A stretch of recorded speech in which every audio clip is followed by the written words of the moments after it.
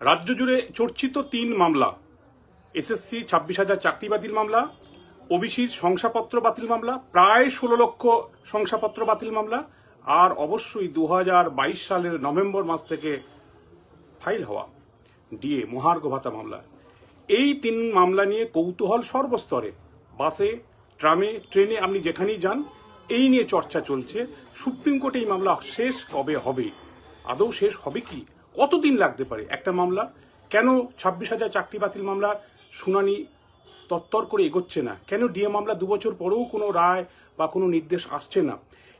কাকতালীয়ভাবে এই 3 মামলার সঙ্গেই যিনি সুপ্রিম কোর্টে মামলায় যুক্ত রয়েছেন আইনজীবী ফিরদৌস শামীম এই মুহূর্তে আমাদের সঙ্গে সরাসরি লাইভে, ফেসবুক লাইভে। আমি তার কাছেই যাব, যেহেতু 3টি মামলাতেই তিনি প্রতিনিধিত্ব করছেন তার মক্কেলদের হয়ে সুপ্রিম কোর্টে। অবশ্যই তার সিনিয়র হিসেবে সেখানে বিকাশ রঞ্জন ভট্টাচার্য সিনিয়র অ্যাডভোকেট রয়েছেন। কিন্তু কেন মামলা হচ্ছে না, যে প্রশ্নটা প্রত্যেক মানুষ আম আদমি জানতে চাইছেন, সেই প্রশ্নগুলো নিয়েই কিন্তু তার সাথে আমরা কথা বলে নেব।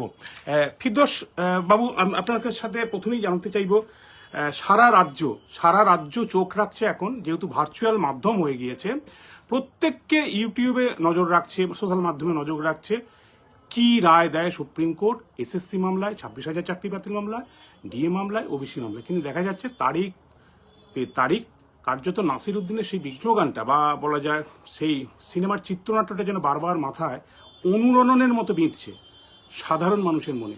আদৌ বিচার কি শেষ হবে? এই প্রক্রিয়াটা শেষ হবে? আপনার কি মনে হয়? ডিএ মামলা তো বেঞ্চের পর বেঞ্চ বদল হচ্ছে এবং মামলাটা আবারও পিছলো, এবং যার এজলাসে ছিল সেই বিচারপতি তিনি তো 31শে জানুয়ারি রিটায়ার করছেন, অবসর নিচ্ছেন। কাজেই মার্চ মাসে যদি হিয়ারিং শুরু হয় তাহলে নতুন করে যে বেঞ্চই আসবে তাকে শুনতে হবে। সেক্ষেত্রে তো আপনার এই যুক্তি খাটছে না। তাহলে কি বাংলার মামলা বলেই কি কোথাও একটু অন্যরকম ভাবে ভাবা বা দেখা বা অন্য কিছু ভাবনার উদ্রেক হচ্ছে? একদমই নয়। বাংলার মামলা বলে মানে আমাদের দেশের যে আইনি ব্যবস্থা সেখানে আলাদা কোনো প্রভিশন নেই, ফলে বাংলার মামলা বলে সেখানে নেওয়া হচ্ছে না, এরকম ভাবার কোনো প্রকার কারণ নেই। এই ভাবনা চিন্তা বা এই কথাবার্তা একেবারে এর কোনো আইনগত ভিত্তি নেই, এর কোনো বিচারগত কোনো ভিত্তি নেই। দেখুন, নিশ্চিতভাবেই মামলা, এই ডিএ মামলাটি বারবার ডেফার হয়ে যাচ্ছে। তাতে যেমন আমার মক্কেল, তারাও বেশ যথেষ্ট আপনি বলতে পারেন হতাশ যে কেন বারবার ডেফার হচ্ছে। অনেক সরকারি কর্মী যারা মামলা করেছিলেন তারা ইতিমধ্যে অবসর নিয়েছেন। মামলার শুনানি শেষ হচ্ছে না, অবসরের সংখ্যা বাড়ছে। এই অবস্থায় সুপ্রিম কোর্ট, দেশের শীর্ষ আদালত, যার কাছে বিচারের আর্জি জানানোর শেষ জায়গা একটা, সেখান থেকে এইভাবে মামলা 2 বছরের বেশি সময় পিছিয়ে যাওয়া, সেটা কি জনমানুষে একটা অন্যরূপ বিরূপ প্রতিক্রিয়া তৈরি করবে না? এ নিয়ে কোনো সন্দেহ নেই। যখন justice delayed means justice denied, এ তো মানে আপনি বলতে পারেন এই প্রসিদ্ধ লাইন প্রতিটি মানুষের মনে গেঁথে আছে।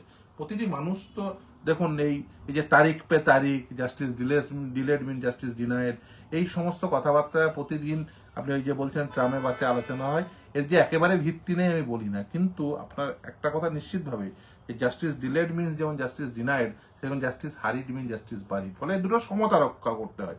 নিশ্চিতভাবে ডিএ মামলাটি আমি মনে করি না যে খুব বেশি শুনানির প্রয়োজন রয়েছে। তার কারণ একেবারে প্রতিষ্ঠিত আইন রোপারুল 2009-এ বলাই আছে যে ডিএ দিতে হবে অল ইন্ডিয়া কনজিউমার প্রাইস ইন্ডেক্সের সঙ্গে সাযুজ্য রেখে। খুব বেশি শুনানির মানে প্রয়োজন আছে বলেও মনে হয় না। নিশ্চিতভাবে দেখুন, আমরা 6 বার জিতেছি ডিএ মামলায়, আমরা স্যাট এবং কলকাতা হাইকোর্ট মিলে 6 বার জিতেছি। আমরা মনে করি এই ডিএ মামলাটি যদি শুনানি হয় তাহলে নিশ্চিতভাবে আবার সেই কর্মচারীদেরই জয় হবে।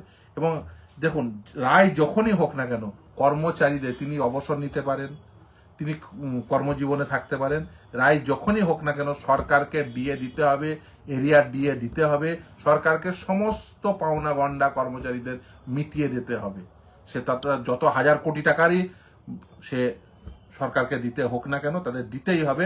আমরা 6 বার জিতেছি এবং আমরা যথেষ্ট কনফিডেন্ট যে আমরা আবার রাজ্য সরকারি কর্মচারীদের জয় হবে। একেবারে তাই, আমি বুঝলাম ডিএ মামলার কথা, আমি যেটা বললেন স্যার একটা ভিত্তি রয়েছে বুঝলাম। কিন্তু দুঃখের বিষয় হচ্ছে মানুষের মনে যে প্রশ্নটা বারবার আসছে ফিরে ফিরে, যে সাধারণ একজন আইনজীবী উকিল যদি জানতে পারেন কলকাতা হাইকোর্ট থেকে গিয়ে বিষয়টার মধ্যে এত সহজ সরল বিষয় রয়েছে, তাহলে সেই সুপ্রিম কোর্টে জাঁদরেল যে সমস্ত মানুষ বসে আছেন বিচারের কাজ করতে, তারা কি বুঝতে পারছে না? এই প্রশ্নগুলো আসছে মানুষের মনে।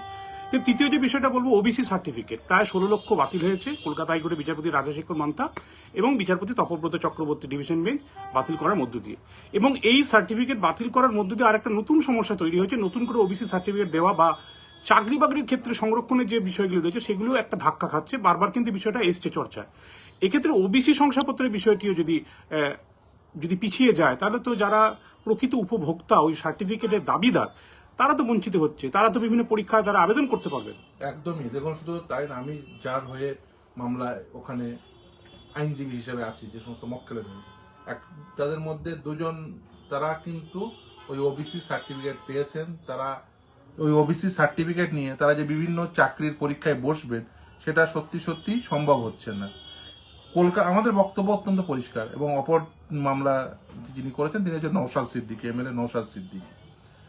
ফলে এই দুটো মামলার আইনজীবী হিসাবে আমি সেখানে অ্যাপিয়ার করছি এবং বিকাশবাবু অ্যাপিয়ার করছেন।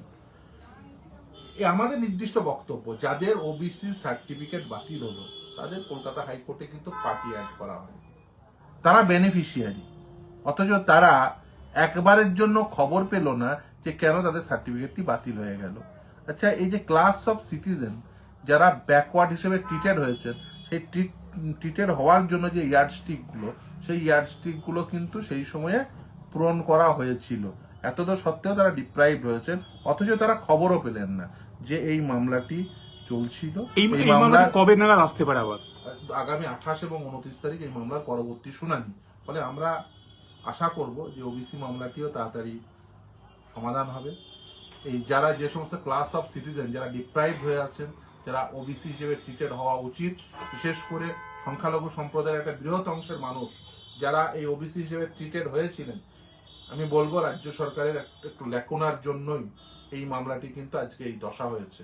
যদি তারা সঠিক সময়ে সঠিক তথ্য প্রদান করত, তাহলে নিশ্চিতভাবে এই মামলাটির অন্য রূপ দেখা যেত। কিন্তু রাজ্য সরকারের ল্যাকুনার জন্য, আমি বলবো রেসপন্ডেন্ট অথরিটির ল্যাকুনার জন্য আজকে কিন্তু এই ওবিসি সার্টিফিকেট থেকে, ওবিসির যে বিভিন্ন বেনিফিট থেকে সংখ্যালঘু সম্প্রদায়ের একটা বৃহৎ অংশের মানুষ ডিপ্রাইভ হচ্ছেন, শুধুমাত্র এই যে আর্টিকেল 12 অথরিটিদের ল্যাকুনার জন্য। একেবারে সংখ্যালঘু নয়, পাশাপাশি আরো ওবিসির মধ্যে যারা তারা ডিপ্রাইভ হচ্ছে। ওবিসি এই যে কনসেপ্ট অনেকে ভুল করেন, ওবিসি এই কনসেপ্টটা হচ্ছে ক্লাস অফ সিটিজেন, তারা কতটা ডিপ্রাইভ, তারা কতটা পিছিয়ে পড়া, সেই ক্লাস অফ সিটিজেনকে আইডেন্টিফিকেশনের প্রশ্ন নিয়ে কিছু প্রশ্ন উঠেছিল। কিন্তু সে যারা ক্লাস অফ সিটিজেন, যারা সত্যি সত্যি বঞ্চিত, তাদের তো ওবিসি হিসেবে ট্রিট করতেই হবে, ট্রিটমেন্ট দিতেই হবে। অর্থাৎ বুঝতে পারলাম 28-29 জানুয়ারির আগে ওবিসি মামলা নিয়ে কোনো ভবিষ্যৎ এখনই দেখা যাচ্ছে না। কিন্তু যে প্রশ্নটা বারবার ঘুরপাক খাচ্ছে এবং রাজনৈতিক মহলে এটা বেশ চর্চার বিষয় হয়ে উঠছে, প্রত্যেককে চাইছেন এসএসসি 26,000 চাকরি বাতিল, কার্যত পুরো প্যানেল বাদ দিয়েছে, নতুন করে পরীক্ষা নেওয়ার কথা বলেছে কলকাতা হাইকোর্টের বিশেষ ডিভিশন বেঞ্চ। এক্ষেত্রে যোগ্যদের চাকরি বাতিল হবে নাকি যোগ্যদের চাকরি থাকবে? আপনি কি বুঝছেন এই মামলা থেকে? দেখুন, আমরা প্রথম থেকে বলছি, সেগ্রিগেশন করার দায়িত্ব আর্টিকেল 12 অথরিটিদের, অর্থাৎ এসএসসির, বোর্ডের এবং সরকারের। তারা প্রকৃত তথ্য যদি প্রদান করে তাহলে সেগ্রিগেশন পসিবল, আর প্রকৃত তথ্য যদি প্রদান না করে, যদি তথ্য গোপন করে, তাহলে সেগ্রিগেশন পসিবল না। দ্বিতীয়, দেখুন, এই যে যখন এই যে ওএমআর শিট, সেই ওএমআর শিট তৈরি করার ক্ষেত্রে, ওএমআর শিট মূল্যায়নের ক্ষেত্রে যে টেন্ডার দেওয়া হয়েছিল, সেই টেন্ডার প্রসেস নিয়ে অনেক প্রশ্ন রয়েছে। কাদেরকে টেন্ডার দেওয়া হয়েছিল, কিভাবে টেন্ডার দেওয়া হয়েছিল? আচ্ছা, এসএসসির নিজের দপ্তরের অভ্যন্তরে একটা অন্য সংস্থা এসে ওএমআর শিট গুলো মূল্যায়ন করলো, এসএসসি তার তথ্য জানতো না। এসএসসির চেয়ারম্যান নিজে কলকাতা হাইকোর্টে দাঁড়িয়ে বলেছেন ডাটা স্ক্যানটেক নামক সংস্থাটি সম্পর্কে তিনি বিন্দু বিসর্গ জানতেন না। এইরকম একটি মূল্যায়নযুক্ত পরীক্ষা, আপনারা কি চান? যোগ্যদের চাকরি থাকুক?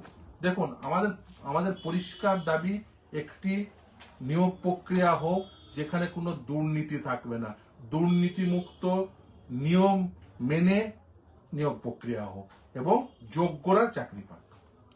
অর্থাৎ এটাই সাম্প্রতিক সোশ্যাল মিডিয়াতে আমরা যেটা বারবার দেখতে পাচ্ছি, অনেক যোগ্য প্রার্থী যারা চাকরি করছেন তারা কিছুটা হলো হতাশ, কিছুটা অনেকটাই হতাশ।